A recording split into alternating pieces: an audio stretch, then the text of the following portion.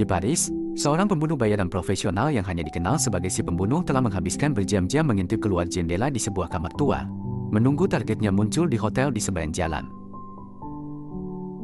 Dia hanya meninggalkan kursinya untuk minum air dan berolahraga. Suatu siang, si pembunuh meninggalkan gedung untuk mencari makanan. Dia berpura-pura menjadi turis Jerman karena orang Prancis selalu menghindari orang-orang seperti itu. Setelah memastikan skuternya masih di tempatnya, si pembunuh membeli makanan dari McDonald's dan menelepon pengendalinya, Eddie. Sudah 5 hari berlalu dan dia lelah menunggu. Tetapi Eddie masih tidak tahu kapan targetnya akan muncul. Setelah panggilan berakhir, si pembunuh menjatuhkan telepon dan menginjaknya untuk menghancurkannya. Di malam hari, si pembunuh sedang mempersiapkan senapan snipernya ketika dia mendengar suara di lingkungan sekitar. Seorang pria mendekati pintu dan si pembunuh berada dalam posisi untuk menembak. Tetapi ternyata itu hanya kepala sekolah yang sedang mengantar surat. Setelah mengamati hotel sedikit lebih lama, si pembunuh menyikat giginya dan memastikan untuk membersihkan wastafel agar DNA-nya hilang. Kemudian, dia berbaring di atas meja untuk tidur, dan alarm jam tangannya membangunkannya setiap 10 menit agar dia bisa mengawasi hotel. Di tengah malam, si pembunuh merasa lega ketika mengetahui bahwa targetnya akhirnya memasuki kamar hotel. Jadi, dia menyiapkan senjatanya dan mengangkat meja untuk menopang tubuhnya. Dia juga memutar musik di pemutar MP3-nya, meneteskan obat tetes mata, dan memantau denyut nadinya. Di hotel tersebut, seorang pekerja nakal sedang beraksi untuk menarik perhatian target. Si pembunuh menunggu saat yang tepat untuk akhirnya menembak. Namun, wanita itu melangkah maju pada saat yang bersamaan, dan peluru itu malah mengenai dirinya. Dia ingin mengambil gambar lagi, tetapi petugas keamanan bergegas menutup tirai. Sekarang, si pembunuh tidak punya pilihan selain mengambil semua barang-barangnya dan meninggalkan gedung. Dia menaiki skuternya dan pergi tepat sebelum polisi tiba. Saat berkendara melewati kota, si pembunuh membuang barang-barangnya ke dalam selokan dan truk sampah. Dia bisa mendengar suara sirene polisi semakin mendekat, jadi dia harus melakukan beberapa belokan mendadak dan menuruni beberapa tangga untuk berhasil melarikan diri. Akhirnya, ia sampai di sungai tempat ia meninggalkan skuter dan melemparkan helmnya ke dalam air. Di sebuah pom bensin, si pembunuh menggunakan kamar mandi untuk berganti pakaian dan bercukur. Dia memastikan untuk membersihkan tempat itu sebelum naik taksi ke bandara. Sebelum masuk ke dalam, dia membuang bagian terakhir senjatanya ke tempat sampah. Ini adalah pertama kalinya dia gagal dalam sebuah misi, jadi dia sangat gugup. Ketika seekor anjing polisi menatapnya, dia bergegas ke kamar mandi untuk menyegarkan diri dan menenangkan diri. Selanjutnya, dia menelepon Eddie, yang memarahinya karena kegagalannya. Si pembunuh akhirnya menutup telepon di tengah percakapan dan menghancurkan ponselnya juga. Setelah menunjukkan kartu identitas palsu beserta tiketnya kepada para karyawan, dia naik ke pesawat. Sembari menunggu lepas landas, dia memperhatikan seorang pria mencurigakan duduk di dekatnya. Begitu mendarat di bandara berikutnya, si pembunuh membeli tiket lain dengan identitas baru. Dia terkejut saat mengetahui bahwa pria yang mencurigakan itu juga ada di sini. Jadi, dia memutuskan untuk menunda penerbangannya keesokan harinya. Di sebuah hotel, si pembunuh menyewa kamar untuk semalam dan memesan makanan. Kemudian, dia menaruh gelas dan tutup di pintu sebagai jebakan bagi penyusup. Terakhir, dia mengambil pisau dan meletakkannya di atas meja di samping kursi baca tempat dia menghabiskan sisa malam itu. Keesokan harinya, dia terbang ke Republik Dominika dan mengendarai jeepnya ke tempat persembunyiannya di tengah hutan. Di dekat pagar, dia terkejut menemukan jejak kaki dan puntung rokok. Si pembunuh meraih pistolnya dan melompati pagar untuk berlari menuju rumah, dan menemukan lebih banyak jejak kaki di sepanjang jalan. Ada musik keras yang diputar di dalam, tetapi tidak ada yang terlihat aneh. Setelah mematikan musik, si pembunuh memeriksa dapur dan menemukan beberapa pisau di lantai di samping noda darah. Dia dengan putus asa terus mencari di seluruh rumah dan menemukan cermin yang pecah di kamar mandi, serta lebih banyak noda darah di dinding. Ada juga jendela yang pecah dengan lebih banyak darah di kacanya. Si pembunuh melakukan panggilan telepon sebelum meninggalkan rumah. Beberapa menit kemudian, dia tiba di rumah sakit untuk menjenguk pacarnya, Magdala, yang tidak sadarkan diri. Kakaknya, Markus, memberitahunya bahwa seorang pembunuh bayaran pria dan seorang pembunuh bayaran wanita menerobos masuk untuk menginterogasi dan menyiksa Magdala. Dia melawan balik dan berhasil menusuk kaki pria itu. Kemudian dia melarikan diri dengan berlari melalui jendela. Para pembunuh itu melarikan diri dengan menumpang taksi. Markus berpikir bahwa para pembunuh sedang mencari si pembunuh dan mencoba membunuhnya karena dia adalah seorang saksi. Si pembunuh meyakinkan Markus bahwa hal ini tidak akan pernah terjadi lagi. Beberapa jam kemudian, seorang dokter memberitahu si pembunuh bahwa Magdala akan dipindahkan ke rumah sakit swasta sesuai permintaannya. Dia mencoba memberikan tip, tetapi dokter itu pergi begitu saja. Pada saat itu, Magdala terbangun dan langsung meyakinkan si pembunuh bahwa dia tidak mengatakan apapun kepada para penyerang. Di rumah, si pembunuh menggali di kebun untuk menemukan brankas yang penuh dengan senjata. Dia mengemas semuanya bersama dengan kartu identitas palsunya sebelum naik ke jeepnya untuk berkeliling kota mencari taksi yang digambarkan Markus. Setelah berkendara selama beberapa jam, dia masih belum menemukan satu petunjuk pun. Di malam hari, dia pergi ke perusahaan taksi dan mengancam manajer untuk bisa mengakses sistem. Penelusuran singkat mengungkapkan bahwa seorang pria bernama Leo mengantar para pembunuh bayaran ke rumahnya. Si pembunuh mengambil sejumlah uang dari sebuah kotak dan melemparkan beberapa barang ke sekitar untuk membuat seolah-olah itu adalah perampokan, lalu meninggalkan manajer dalam keadaan terikat di lantai. Keesokan harinya, si pembunuh menunggu di luar perusahaan taksi sampai dia melihat Leo keluar dengan taksinya dan mengikutinya ke pusat kota. Si pembunuh berpura-pura menjadi turis dan mengambil taksi Leo, mengeluarkan pistolnya sambil menyuruhnya untuk terus mengemudi. Leo memberikan dompetnya karena dia mengira ini adalah perampokan, tetapi si pembunuh malah menanyakan tentang para pembunuh bayaran. Leo yang ketakutan mengakui bahwa kedua orang itu tampak seperti orang aneh, tetapi dia mengantar mereka karena dia membutuhkan uang. Dia memperhatikan bahwa kaki pria itu berdarah, tetapi mereka tidak mau pergi ke rumah sakit. Jadi, Leo mengantar mereka ke bandara seperti yang mereka minta. Si pembunuh menyuruh Leo memarkir mobilnya di area terlantar di bawah jembatan dan menembaknya di kepala. Setelah itu, dia terbang ke New Orleans dan menyewa sebuah van untuk berkendara ke tempat penyimpanan barangnya. Dia mendapatkan lebih banyak kartu identitas dan senjata dari sebuah peti, ditambah plat nomor baru untuk mobil van-nya. Kemudian dia pergi ke toko perkakas untuk membeli beberapa peralatan. Di kota, si pembunuh berpura-pura menjadi petugas kebersihan kontrak dan memasuki gedung mewah ketika mereka membukakan pintu untuk tukang pos. Mereka naik lift bersama dan di lantai atas, si pembunuh minum air dari air mancur untuk mengulur waktu. Tukang pos tidak menutup pintu dengan benar, dan begitu dia pergi, si pembunuh memanfaatkan kesempatan itu untuk masuk ke kantor. Di dalam, sekretaris Eddie, Dolores, ketakutan melihatnya tiba dengan pistol di tangan. Si pembunuh mengambil komputer dan ponselnya sebelum memaksa wanita itu untuk menuntunnya ke kantor atasannya. Dolores mengikat Eddie ke kursinya sebelum pergi ke kamar mandi dan mengikat lengannya ke wastafel. Kemudian, si pembunuh menutup pintu dan bertanya siapa dua pembunuh bayaran yang berada di rumahnya.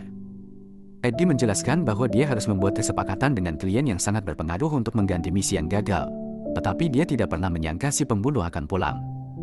Si pembunuh menggunakan pistol paku untuk menghancurkan komputer Eddie dan Dolores, tetapi Eddie terus menyuruhnya pergi dan bersembunyi di negara lain. Ketika si pembunuh terus menanyakan identitas para pembunuh bayaran, Eddie menolak untuk berbicara, jadi dia menusuk dadanya dengan 3 paku. Kemudian si pembunuh menelepon 911 dan meninggalkan telepon di atas meja. Eddie mati-matian berusaha meraihnya, tetapi malah terjatuh dan si pembunuh menaruh koran di bawah kepalanya. Hanya dalam beberapa detik, Eddie meninggal. Kemudian si pembunuh memeriksa Dolores, yang sedang minum obat di tempat Eddie untuk menenangkan diri. Dia bersedia memberikan nama-nama yang dibutuhkannya. Tetapi sebagai imbalannya, dia ingin dia memberikan kematian yang tidak mencurigakan agar anak-anaknya bisa mendapatkan uang asuransi. Si pembunuh seharusnya mengabaikan empati untuk menghindari kelemahan, tetapi dia tetap membebaskannya. Dolores keluar dari kamar mandi lalu pingsan saat melihat Eddie. Si pembunuh membuang mayat ke dalam tong sampah besar berisi komputer dan naik lift bersama Dolores. Di lantai berikutnya, seorang penghuni bergabung dengan mereka dan membuat lelucon tentang mayat di tempat sampah, membuat Dolores tertawa karena gugup. Setelah itu, si pembunuh mengantar Dolores ke rumahnya dan meninggalkannya terikat di dalam mobil van, sementara dia masuk ke dalam rumah. Dolores berteriak dan mencoba membebaskan diri, tetapi sia-sia. Si pembunuh membuka garasi dan menyembunyikan mobil van di dalamnya sebelum dia dan Dolores pergi ke kantornya. Dia mengajarinya cara menggunakan buku alamatnya, sehingga dia dapat menemukan kartu misi yang berisi informasi tentang 2 pembunuh bayaran dan klien yang membayar untuk tugas yang gagal tersebut. Kemudian si pembunuh mematahkan leher Dolores dan mendorongnya jatuh dari tangga agar terlihat seperti kecelakaan. Di dalam gudang penyimpanan, si pembunuh membakar tubuh Eddie. Kemudian, dia naik feri dan membuang abu Eddie ke laut. Setelah bermalam di motel, si pembunuh mencuci mobil van dan memasang plat nomor baru. Selama beberapa jam berikutnya, si pembunuh mengemudi hingga tiba di Florida. Dia meninggalkan mobil van dan menyewa mobil sebelum berkendara ke rumah pembunuh pria itu. Si pembunuh mengenali korbannya karena korbannya pincang. Setelah membeli beberapa bahan makanan, si pembunuh menunggu di dalam mobilnya yang diparkir di dekat rumah. Akhirnya, si pembunuh dan beberapa temannya keluar dari rumah dan pergi dengan truk mereka. Si pembunuh langsung mengikuti mereka. Di kota, truk berhenti di depan sebuah klub dan rombongan masuk ke dalam. Jadi, si pembunuh kembali ke rumah dan menunggu sampai targetnya kembali.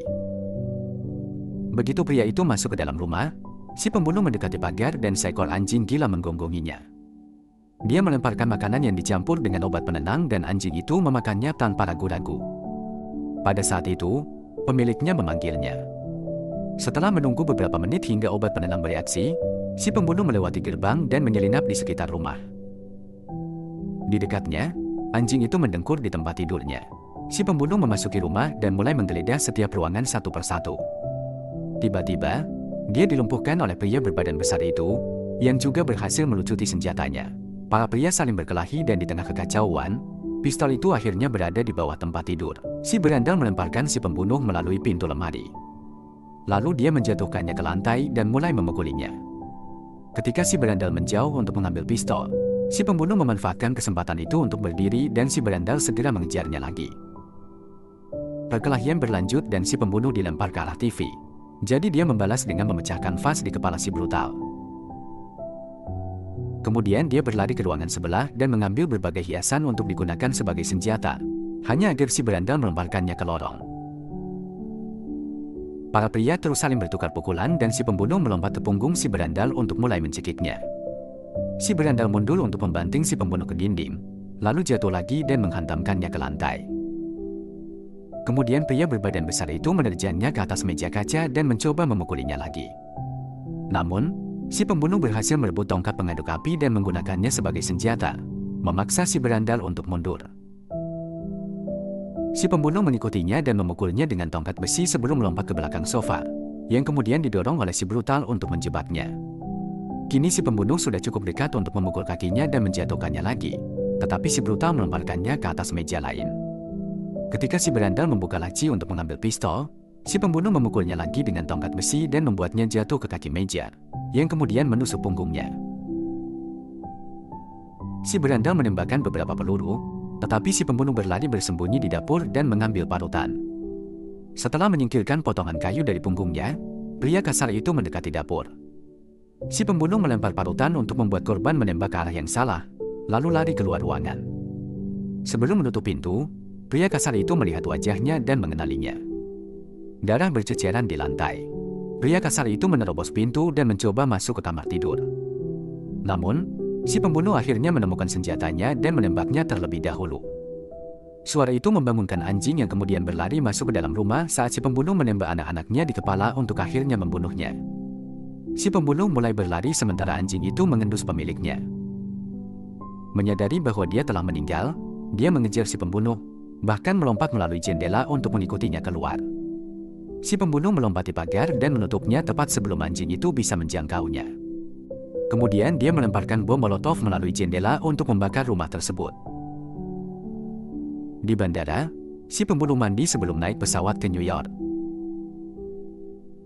Di sana, ia menyewa mobil lain dan berkendara ke pinggiran kota tempat pembunuh wanita itu tinggal. Setelah meminum obat untuk luka-lukanya, dia menghabiskan sepanjang hari menunggu di dalam mobilnya. Di malam hari, si pembunuh akhirnya melihat sang ahli keluar dari rumah dan langsung mengikutinya ke kota. Di lampu merah, Dia mempertimbangkan untuk menembaknya, tetapi dia mendengar suara polisi, jadi dia menyimpan senjatanya. Akhirnya, sang ahli memasuki sebuah restoran, sehingga si pembunuh pun bergegas masuk dan duduk di mejanya, lalu dengan cepat mengambil pistol dari tasnya. Sang ahli itu langsung mengenalinya dan meminta pelayan untuk sebotol whisky, karena ingin menghabiskan saat-saat terakhirnya dengan minuman yang enak. Dia bertanya tentang Eddie dan senang mendengar bahwa Eddie telah meninggal. Dia juga mencoba berbagi makanan dan minumannya, tetapi si pembunuh tidak mau menyentuhnya. Sang ahli tersebut menjelaskan bahwa dia tidak memiliki masalah apapun dengan pria itu atau pacarnya. Dia hanya menerima pekerjaan itu seperti yang dilakukan semua pembunuh bayaran. Setelah menceritakan kisah lama sebagai metafora untuk pekerjaan mereka, sang ahli bertanya-tanya mengapa si pembunuh mengambil risiko seperti itu dan berteori bahwa dia berharap melihat wanita itu akan memberinya rasa tenang seperti pada hari dia gagal menembak. Hal ini menyebabkan si pembunuh akhirnya minum dan sang ahli menyuruh para pelayan untuk mengambil semuanya karena mereka sudah selesai. Di luar, keduanya berjalan di taman yang membeku dan sang ahli terpeleset di tangga. Dia meminta bantuannya, tetapi si pembunuh malah menembaknya di kepala. Jika diperhatikan lebih dekat, ternyata dia membawa pisau dan sengaja terpeleset untuk mencoba menipu pria itu. Beberapa waktu kemudian, si pembunuh tiba di Chicago dan menunggu di luar sebuah gedung yang sangat mewah tempat tinggal pria berpengaruh yang membayar misi yang gagal tersebut. Dia melihatnya pergi ke tempat gym dan mencari alamatnya secara online. Begitu melihat celah, si pembunuh menyelinap masuk ke garasi gedung apartemen tersebut. Sayangnya, pintunya terkunci, jadi dia memotret kunci tersebut dan membeli beberapa alat yang berguna di Amazon. Setelah itu, dia pergi ke tempat gym untuk mendaftar. Saat mengisi formulir, dia menyadari bahwa dia membutuhkan kartu kunci khusus untuk mengakses area tertentu. Selanjutnya, dia pergi ke bank dan mentransfer semua uangnya ke rekeningnya di Republik Dominika dengan menggunakan nama palsu. Di malam hari, si pembunuh membeli senjata dari pedagang senjata setempat. Keesokan paginya, si pembunuh mengambil paketnya dan pergi ke tempat gym. Dia sengaja menabrak petugas kebersihan untuk menggandakan kartu kuncinya menggunakan alat yang baru saja dibelinya. Di ruang ganti, dia menunggu sampai semua orang pergi dan menggunakan kartu kunci hasil tuning untuk membuka loker targetnya. Dia memeriksa dompet dan menemukan kartu kunci lain, yang kemudian dia gandakan juga. Beberapa jam kemudian, si pembunuh menyelinap masuk ke garasi seperti sebelumnya. Dan kali ini dia bisa mengakses area perumahan berkat kartu kunci. Beberapa detik kemudian, targetnya, Clay, terkejut mendapati pria itu berada di ruang tamunya. Clay tidak tahu siapa dia, jadi si pembunuh menunjukkan kartu misi kepadanya. Setelah mengerti, Clay menjelaskan bahwa dia tidak membenci si pembunuh karena gagal dalam misi tersebut, karena kesalahan memang bisa terjadi. Namun, Eddie meyakinkannya bahwa jejak itu harus dibersihkan, dan Clay tidak tahu apa artinya ketika dia membayar. Setelah ragu-ragu sejenak, si pembunuh memilih untuk mempercayainya, meskipun dia juga melontarkan ancaman. Jika Clay kembali mengincarnya atau mengungkapkan identitasnya kepada siapapun, si pembunuh akan kembali untuk membunuhnya. Dengan kata-kata terakhir itu, dia pergi. Di dalam lift, dia menghancurkan semua kartu misi dan kemudian menjatuhkannya di jalan. Kembali di Republik Dominika, sang pembunuh merawat Magdala yang sedang dalam masa pemulihan.